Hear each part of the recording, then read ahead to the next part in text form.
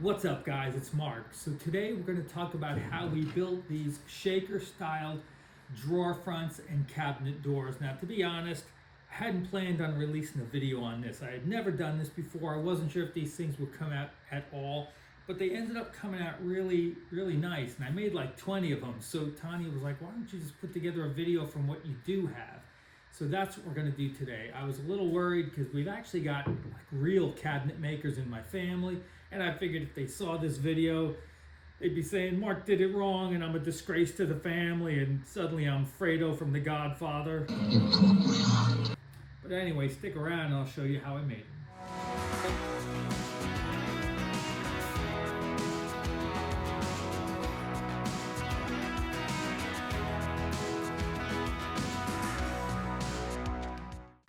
So my local Home Depot in the hobby section carries a box full of these strips of wood. So this is 3/4 inch poplar, 2 feet long, and they are sanded on all 4 sides so everything is square, and they're selling these for like $1.80 each. So as soon as we found them, we bought like 50 of them, and that's what we made all these different pieces out of. So for most of the project, we're going to use these strips, and the panels on the inside are going to be 1/4 inch Baltic birch plywood, and that'll be all glued together. This is one of our cabinet doors for one of the upper cabinets. So whenever you're talking about drawer fronts or anything this shaker style stuff, you've got 3 main components. You've got a panel which goes in the middle.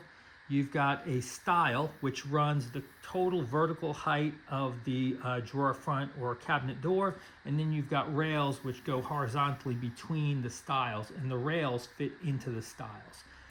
Now keep in mind there are a lot of ways to make these. If you watch other videos of making shaker style doors, you'll find a lot of other methods. Some of them are much easier than this.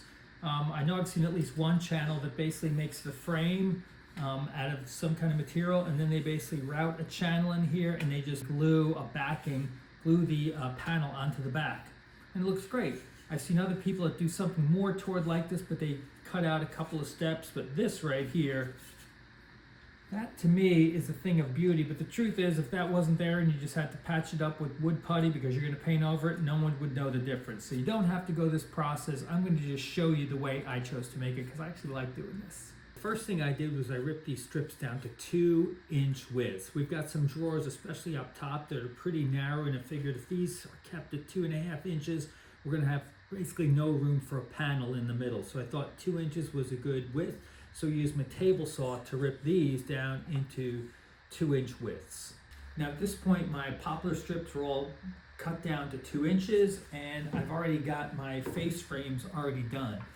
So what I did was I wanted to make myself a cut list. So I went onto my computer, I downloaded SketchUp free, and I started to draw these things. And I know SketchUp can be a bit intimidating, especially if you've never used a 3D modeling software. To be honest, I had never used it before.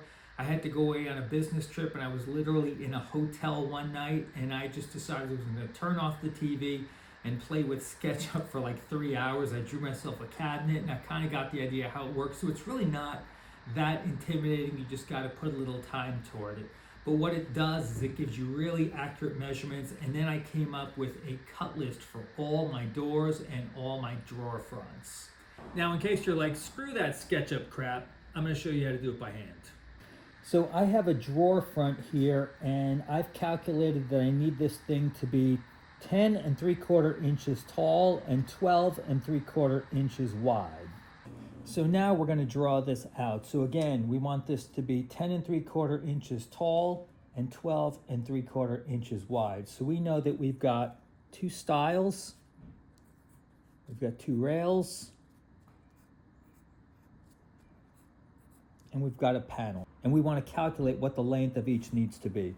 So we know that the stiles have to be the full height of the door. So my 2 stiles are going to be 10 3/4 inches.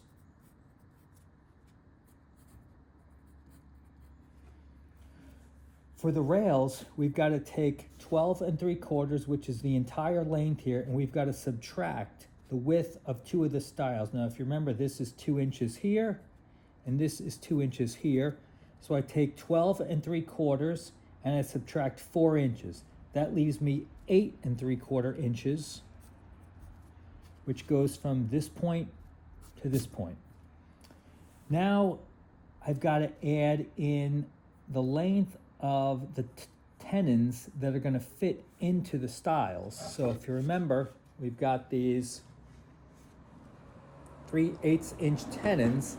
They're going to fit into our stile. So we're going to go ahead. We've got 8 3/4. We're going to add 3/8 of an inch here, and we're going to add 3/8 of an inch here. So basically we're taking 8 3/4, we're adding 3/8 plus another 3/8, and this gives us 9.5 inches. So I know that my rails need to be cut at 9.5 inches long. My stiles need to be cut at 10 3/4 inches long. Now the only thing left is the panel. So the panel is going to be made out of 1/4 inch Baltic birch plywood, and we know there's going to be this tenon or this groove that sits here. So if we know that each of these is 3/8 of an inch thick, we can calculate the dimensions of the panel to be 7.5 inches in height by 9.5 inches in width. So that's now our cut list. We need 2 pieces at 10 3/4. We need 2 pieces at 9 1/2, and we need 1 panel at 7.5 by 9.5. Stiles, rails, panel.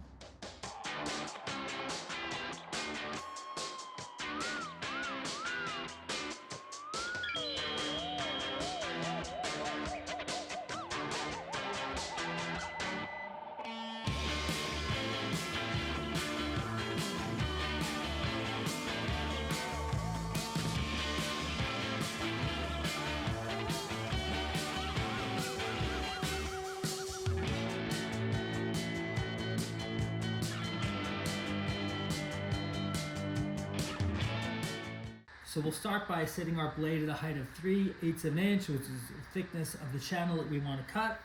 And then we're going to set the saw so that the blade is roughly at about the midpoint of the block. It doesn't really matter if it's exact, we just want to get it towards the middle. And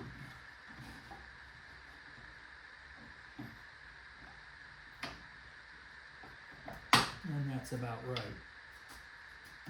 So what we'll do now is we'll pass the board through so that the blade can start cutting this channel. And what we'll do is, after we make the first pass, we'll flip the board 180 degrees and run it again. So we know that this channel is going to stay directly in the center of the board.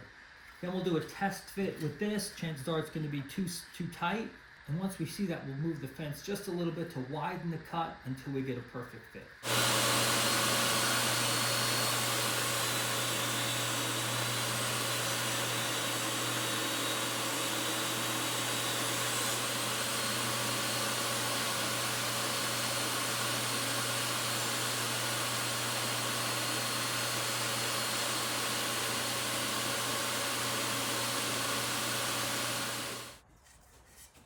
So obviously this is way too thin. So what we're going to do is we're going to move the fence in a little bit or out a little bit just so we can widen this groove. And we're going to keep doing that until this panel fits in place.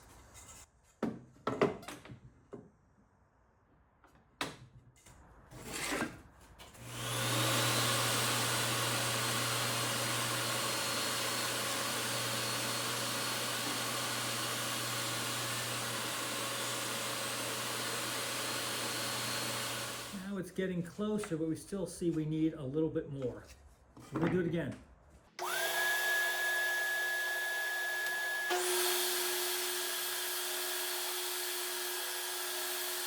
Passed it through 3 times, and now you can see there is a pretty nice fit with the panel. It fits pretty snugly in there. So what we're going to do is we're going to leave the setup like this, and we'll run all our pieces through. So for me, I was doing 20 drawers at one time. I basically set it up like this, and then I just ran about 40 of these pieces through at one time. So once you've got it set once, take advantage of it and run everything through.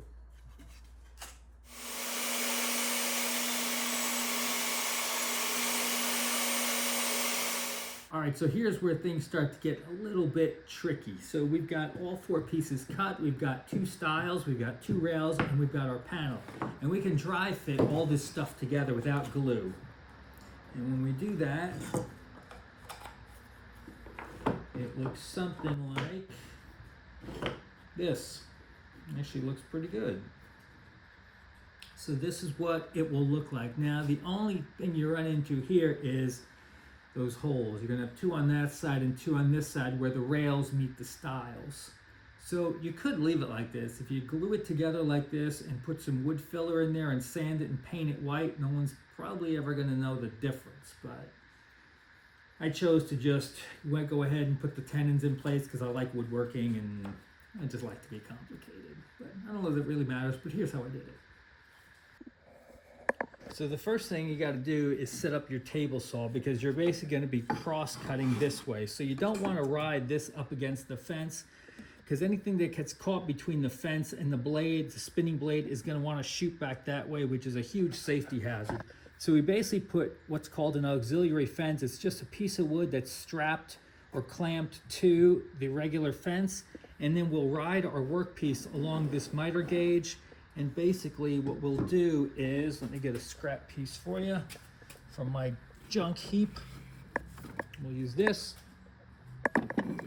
We will ride this along the auxiliary fence, hold it in place, and then as it touches the blade, it will actually pass away from the fence. As it starts to get cut, there will be a space between the fence and the wood, so nothing will kick back on us. And what we'll do is we'll go ahead and make a cut there, and then we'll move the wood out a little bit, making repeated cuts until we've basically got the shoulder of that tenon cut out. And we'll turn the piece of wood over and do the exact same thing. That probably makes no sense, but what we're gonna end up with is something that looks like that. So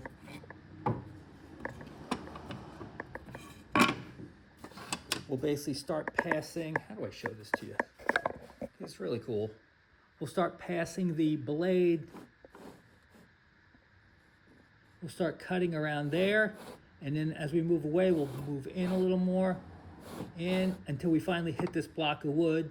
And that will be the depth of our cut. And you'll probably have to do trial and error to see where this fits. Do I need to lower the blade? Do I need to move the fence in or out before I get a good fit? But that's basically how we do it. Let me show you. Maybe that makes more sense than telling you.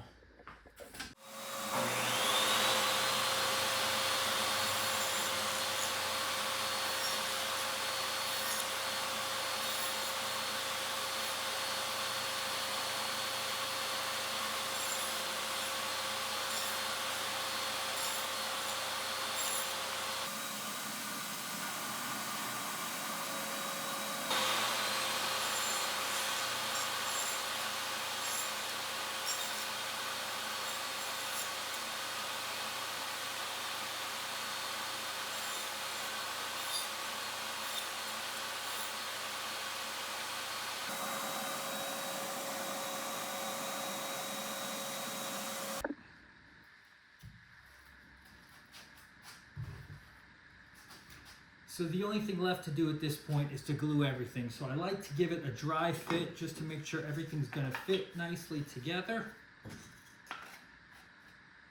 It's better to know now if something's not gonna fit before you got glue all over it.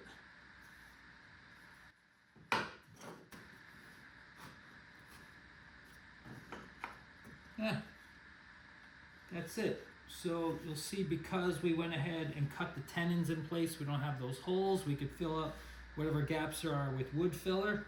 And I'm just gonna go ahead and glue it up. And I've got these 2, they're kind of expensive, these clamps, but I've had them for like 20 years and you can pretty much glue anything on them. So, not saying you need them. I've used other clamps for this, but they do make it really nice. So I'm gonna go ahead and glue everything in place. Now, typically on shaker style doors, you don't have to glue the panel in place, but because we're in a van and things vibrating all over the place, I am gonna glue it. I think I messed up with a couple of my first doors and I didn't glue this in place, so I'm worried they're gonna rattle. But if I find that they're rattling, what I'll probably do is I'll get my little pin nailer and I'll just drive a pin right through in a couple spots that'll grab this and then grab this. in it, and I think that'll hold it in place. It'll be so small you probably won't even be able to see it. I'll do it on the inside, and that'll keep it from rattling around. But so that's it. I'm going to use my trusty tight bond glue. I spread it on the inside channels.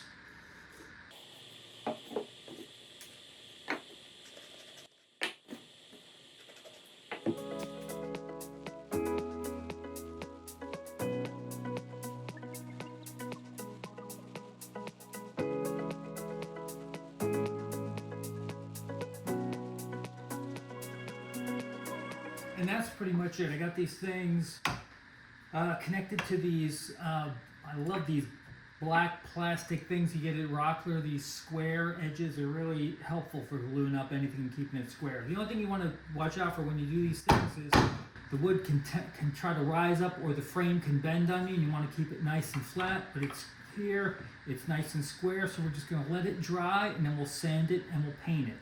So you guys got to check this out. It's a couple days later, and you've got to see what Tania has been up to in our garage.